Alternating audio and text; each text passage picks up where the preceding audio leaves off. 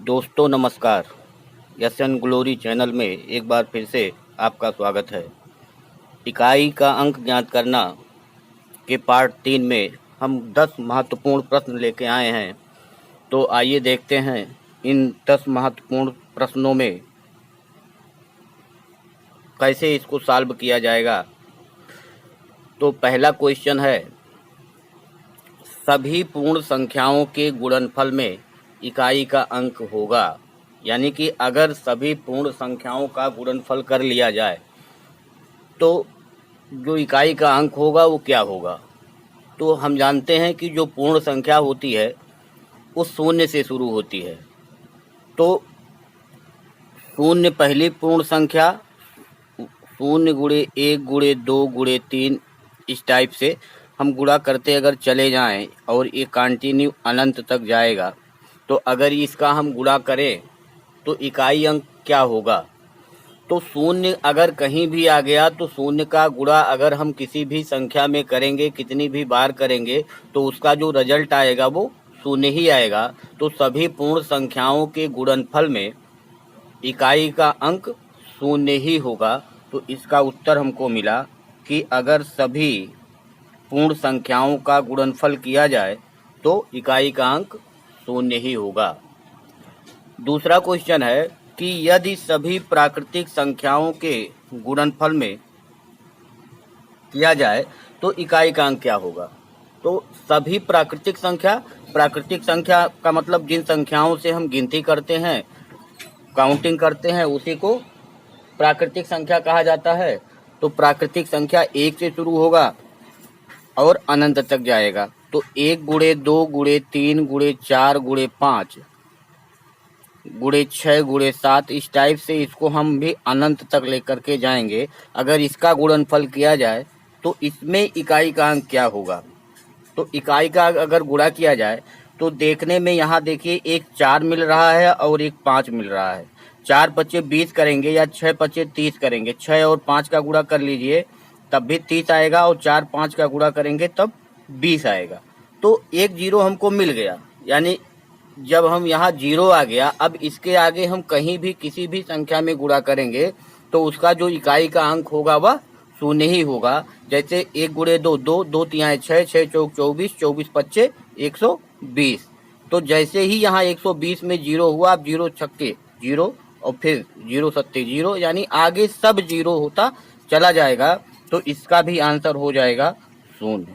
यानी सभी प्राकृतिक संख्याओं का गुणनफल करने पर जो इकाई का अंक हमको प्राप्त होगा वह शून्य ही प्राप्त होगा।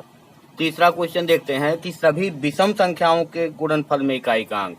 तो सभी विषम संख्या का मतलब 1 गुणे 3 गुणे 5 गुणे 7 गुणे 9 गुणे 11 गुणे 13, इस टाइप से करते चले जाएंगे और ये भी अनंत तक की एक श्रृंखला होगी।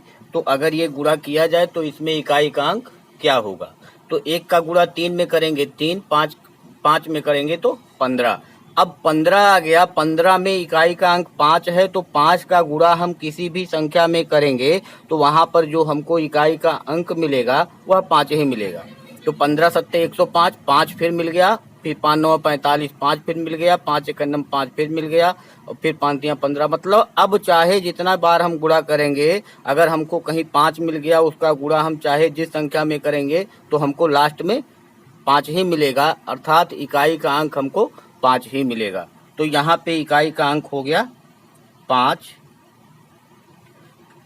जब सभी विषम संख्याओं का गुणनफल करेंगे तो इकाई का अंक 5 होगा। अगला क्वेश्चन है कि यदि सभी सम संख्याओं का गुणनफल किया जाए तो इकाई का अंक क्या होगा। सम संख्या लिखते हैं 2 गुणे 4 गुणे 6 गुणे 8 गुणे 10।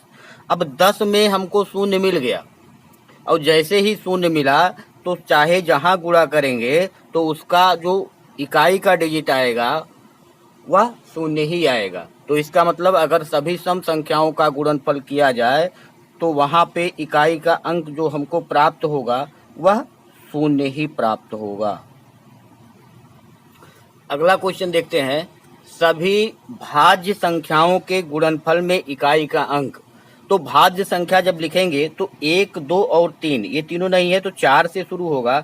4, 6, 8, 9, 10, 12, 14, 15 इस टाइप से जाएगा, ये आगे अनंत तक ही बढ़ता चला जाएगा।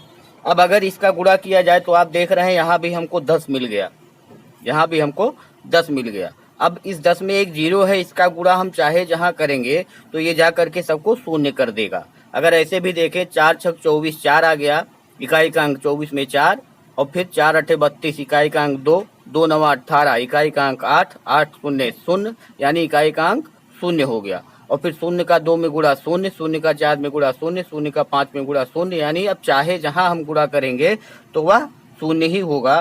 तो इसका भी आंसर 0 हो गया, अर्थात सभी भाज्य संख्याओं के गुणनफल में इकाई का अंक हमेशा 0 ही होगा। अगला क्वेश्चन देखते हैं कि सभी अभाज्य संख्याओं के गुणनफल में इकाई का अंक क्या होगा। तो अभाज्य संख्याओं को अगर सभी अभाज्य संख्या लिखेंगे 2 से शुरू होगा, 2 फिर 3 फिर 5 फिर 7 फिर 11 फिर 13 फिर 17 और ये कंटिन्यू आगे बढ़ता चला जाएगा। अगर इस श्रृंखला में हम गुणा करके देखें तो जैसे ही 5 और 3 हमको मिला, 5 तियां 15, अब 15 में इकाई 2 तिहाई 6, 6 पच्चे 30, 2 तिहाई 6, 6 पच्चे 30, 0 आ गया और 0 का 7 में गुणा 0, 0 का 1 में गुणा 0, 0 का 3 में गुणा 0, 0 का 7 में गुणा 0। तो अगर कहीं पे हमको 2 और 5 का जोड़ा नजर आ जाए, 6 और 5 का जोड़ा नजर आ जाए, 5 और 4 का जोड़ा नजर आ जाए, तो वहां पे जब हम गुणा करेंगे तो एक 0 हमको मिलेगा और लास्ट में वह जा करके सबको 0 कर देगा। तो यहाँ पे ये 5 और 2 तिहाई 6 और 6 पच्चे 30, 30 में इकाई का अंक 0 और 0 का गुणा 7 में 0, 0 का गुणा 1 में 0, 0 का गुणा 3 में 0, 0 का गुणा 7 में 0, यानी कि अगर सभी अभाज्य संख्याओं का गुणनफल किया जाए तो इकाई का अंक 0 ही होगा। अब सभी विषम संख्याओं, अगला है सभी विषम संख्याओं, सभी विषम अभाज्य संख्याओं के गुणनफल में इकाई का अंक होगा। तो सभी विषम अभाज्य का मतलब 2 पहली अभाज्य संख्या है, 2 को छोड़ देंगे क्योंकि 2 सम है।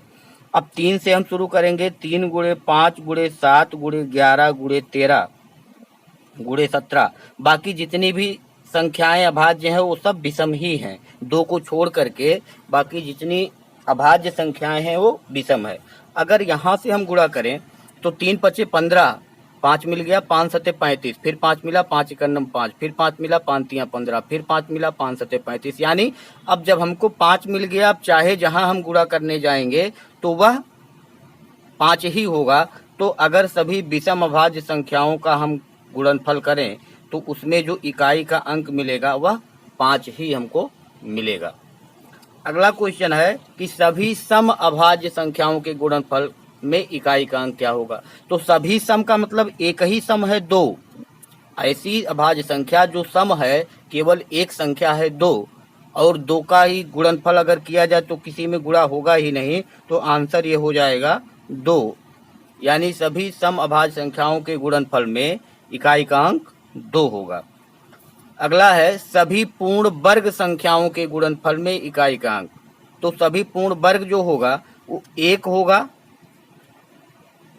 2 का वर्ग 4, 3 का वर्ग 9, 4 का वर्ग 16, 5 का वर्ग 25, 6 का वर्ग 36, 7 का वर्ग 49, 8 का वर्ग 64, 9 का वर्ग 81 और 10 का वर्ग 100 और ये कंटिन्यू अभी रहेगा। तो जैसे ही यहाँ हमको 0 दिखा, जैसे ही हमको यहाँ 0 दिखा वैसे ही हम समझ जाएंगे कि इसमें इकाई का अंक जो आएगा वो 0 ही आएगा। और यहाँ भी देख लिए, यहाँ 6 पच्चे 30 या यहाँ से देखिए 6 पच्चे 30, यानी कि यहाँ हमको यही हमको मिल जाएगा कि 0 ही होगा। और जैसे ही फिर आगे हम गुणा करते जाएंगे तो सबको यह 0 करता चला जाएगा। तो सभी पूर्ण वर्ग संख्याओं का अगर गुणनफल किया जाए तो इसमें इकाई का अंक क्या होगा, वह 0 ही होगा। इसका आंसर हो गया 0।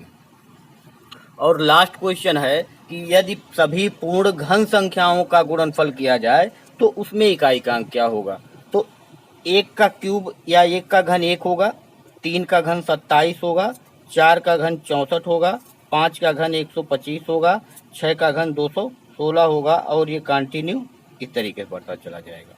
तो आप देखिए यहीं 4 पचे 20, एक जीरो यहीं मिल गया, या 6 पचे 30, एक जीरो यहीं मिल जाएगा। और जब जीरो का कहीं भी गुणा होगा तो उसका जो इकाई का अंक होगा वह जीरो ही आएगा। तो यहाँ पे भी इकाई का अंक जो ज्ञात करेंगे हम वह जीरो ही आएगा। तो सभी पूर्ण घन संख्याओं के गुणनफल में भी इकाई का जो अंक होगा वह शून्य ही होगा। तो इसका आंसर भी शून्य हो गया। ये 10 क्वेश्चन इंपॉर्टेंट क्वेश्चन थे, इसको देखिए और चैनल को सब्सक्राइब करिए, लाइक करिए और शेयर करिए। धन्यवाद।